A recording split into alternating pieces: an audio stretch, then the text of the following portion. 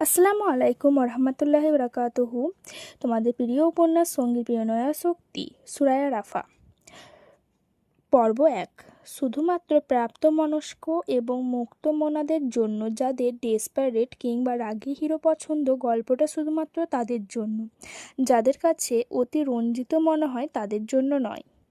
গল্পে স্থান, কাল এবং সকল দৃশ্যপট কাল্পনিক।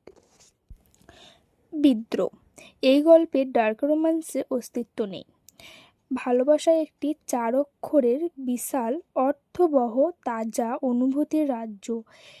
এ অনুভূতিকে কখনো কখনো বিশ্লেষণ করে হাজারটা রূপ দান করা যায় না। প্রেম, প্রণয়, মোহ, ঘোর আসক্তি, আরও কত কী। আবার কারো কারো কাছে এটি সঙ্গীর প্রেরণাশক্তি। ভালোবাসার বিশ্লেষণ যেমন সবার কাছে এক নয়, তেমনি সবার ভালোবাসার ধারণাটাও ঠিক একরকম নয়। কিছু মানুষের ভালোবাসা সদ্য ফোটা ভৃঙ্গরাজ পুষ্পের ন্যায় আকর্ষণীয় আর সুরভিত। তাদের হৃদয়ে আদ্যপান্ত মিলনে ঈর্ষান্বিত হয়ে কত প্রশংসাই না করে মানুষ। অলিতে গলিতে বন্ধুমহল থেকে শুরু করে পাড়ার চায়ের আড্ডা পর্যন্ত তাদের নিয়ে চলে দিনভর আলোচনার বহর। কি করে তৈরি হলো এমন যুগ, এত রাজজট, কেন কোনো দিন ভাঙবে না, আরও কত কী। অন্যদিকে এই পুষ্পরেণের মতো ভালোবাসার বিপরীতে যে শুধুই ঘৃণার বসবাস, তেমনটা নয়। এই যে বললাম, ভালোবাসারও ধরন হয়। কেউ কেউ এসব গদবাঁধা ভালোবাসার নিয়মে গা ভাসাতে পারে না। কোনো কালেই খালি মুখে ভালোবাসি কথা উচ্চারণ করাটাও যেন হিমালয় জয় করার মতো অ্যাডভেঞ্চারাস আর থ্রিলিং তাদের কাছে। তাই সেসব কিন্তু ওয়ালা মানুষগুলো ভালোবাসা প্রকাশের ধরনটাও হয় কিছুটা ভিন্ন রকম।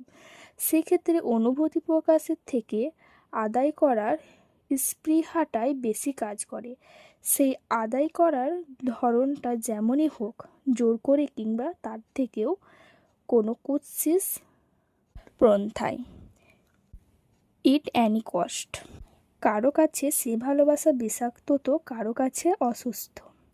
কারো মতে এ আবার কেমন ভালোবাসা। এটা কোনো কালেই ভালোবাসা নয়, নিছকই আসক্তি, ভয়ানক আসক্তি। আবার ইচড়ে পাকা ডার্ক রোম্যান্স দেখে দেখে ফেরাইন কালচারে বেড়ে ওঠা অস্তদর্শীদের কাছে ইটস কল্ড ডেঞ্জারাস লাভ।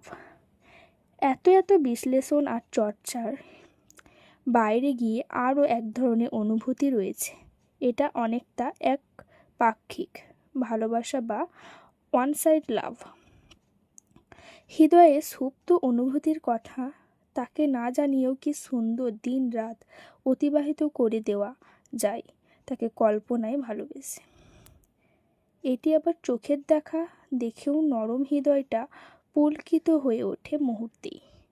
ভালোবাসা টইটুম্বক হয়, ভরে ওঠে হৃদয়ের কোনায় কোনায়। ভার্সিটির ক্যাম্পাস থেকে শুরু করে বই অস্তরিত ফাঁকা লাইব্রেরির এক কোণে ছোট্ট টেবিলটায় সেই শ্যামপুরুষের দেখার জন্য কত জায়গাতেই না ছুটে বেড়ায় বেপরোয়া সর্বনাশা মনটা।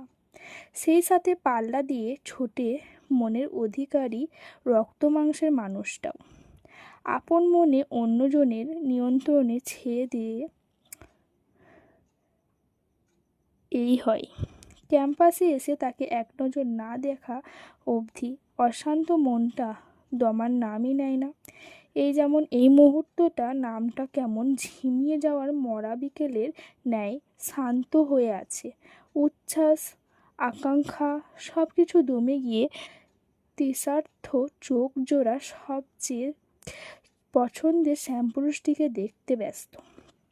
সেকেন্ডে, মিনিট, ঘন্টা অতিবাহিত হয়, তবুও তাদের দেখে দেখে চোখ দুটো ক্লান্ত হয় না। কি আছে এই শ্যামপুরুষের মাঝে?